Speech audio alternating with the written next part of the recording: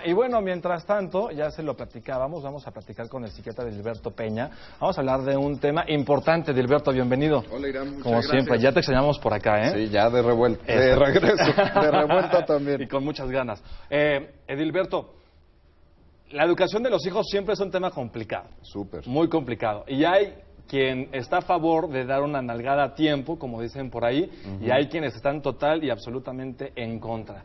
¿Qué hacer? ¿Se vale o no darles una nalgada? Digo, es una nalgada moderada, exactamente, porque si hay unos padres que hemos visto en los videos en internet que es una barbaridad, una golpiza que les meten a los niños. ¿Es recomendable o no?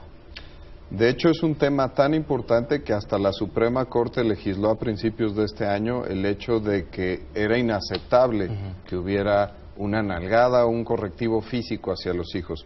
Si somos absolutos, si somos estrictos, la respuesta tendría que ser que no. La violencia no es aceptable en ninguna situación en el ámbito humano.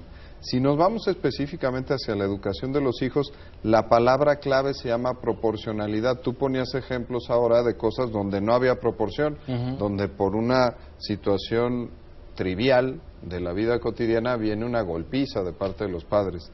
Entonces, en la edad, entre los 3, a lo mejor hasta los 8, 10 años, lo más importante es esta palabra proporcionalidad. Si hay una falta excesivamente grave, donde se ponga en riesgo la vida del infante o la vida de alguien más o la seguridad, en ese momento hay que ser extremadamente fuertes en la corrección. A veces, y dependiendo el carácter de cada quien, pues llegará un jalón de orejas, llegará un coscorrón o llegará una nalgada. Ayer platicaba justo con un paciente que hablaba de su hijo donde en un centro comercial aquí en el sur de la ciudad se colgó en el piso de arriba, se colgaba del barandal para querer saludar a su mamá que estaba abajo. Inmediatamente hubo que aplicarle un correctivo para que él entendiera, un niño de 4 años, para que él entendiera que era una situación exageradamente grave. Pongo este ejemplo porque es de las cosas donde a lo mejor se vale hacer un correctivo físico. Un correctivo físico. Primero hay que tratar de hablar con ellos, ¿no? Antes de aplicar cualquier correctivo físico, como lo dices. Ya en determinado momento, porque ¿cuántas veces no hemos ido a un restaurante o estamos en el súper o en el centro comercial y vemos al niño haciendo berrinches en el suelo, ¿no? Y mucha gente pues no sabe cómo reaccionar, muchos padres no saben qué hacer en ese momento porque se sienten observados, porque no saben, qué hacer en ese tipo de casos. Siempre una de las mejores recomendaciones es que se tiene que educar con las piernas y no con la boca. Entonces, si estamos gritando órdenes, ponías estos casos del súper, o cuando le queremos decir a nuestro hijo que se meta a bañar y que deje de estar jugando con el videojuego y no nos hace caso, hay que movernos para, si no atiende a la primera indicación, ayudarlo a que se mueva con una frialdad en la más posible en la expresión de las emociones, porque lo que queremos es que entienda la orden. Si nosotros le damos una carga emocional fuerte a la orden, el niño no lo va a entender, se va a pelar los ojos, se va a poner pasmado frente a ti y se va a cargar de las emociones y no va a entender la orden que tú le quieres dar. Entonces, este ejemplo que decías, hay que movernos hacia donde está el niño, hay que bajarnos a su nivel. Acuérdense que ellos no tienen todavía bien desarrollado la parte neurobiológica para prestar atención. Entonces, me bajo a su nivel, hago contacto visual y entonces clarito y con una voz moderada, porque si yo elevo la voz, el niño la va a elevar de vuelta. Entonces, con una voz moderada, estricto, le doy la orden que quiero que haga. El niño tiene un espacio de atención muy cortito, pensemos en 3 a 5 segundos.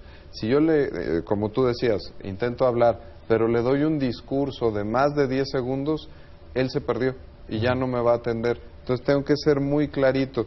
Todas estas mamás que dan pues una declaratoria de guerra, ¿no? Es que fíjate que desde la semana pasada no me has estado atendiendo, ya perdí la atención del niño.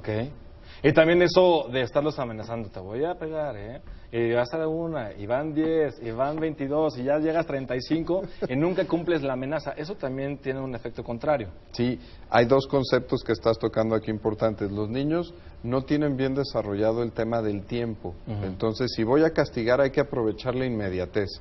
Esto de que el viernes no te voy a dejar salir porque el lunes no dejaste arreglado tu cuarto, Entonces un niño de menos de 8 años no te va a poder atender esa parte. Y el tema de las amenazas siempre nos relaciona a la proporcionalidad. A veces los papás, por querer castigar en la inmediatez, no sabemos qué castigo quiero poner y entonces pongo el más grave. Y entonces por una falta cotidiana que está repitiendo mi hijo, le pongo un castigo que es desmesurado.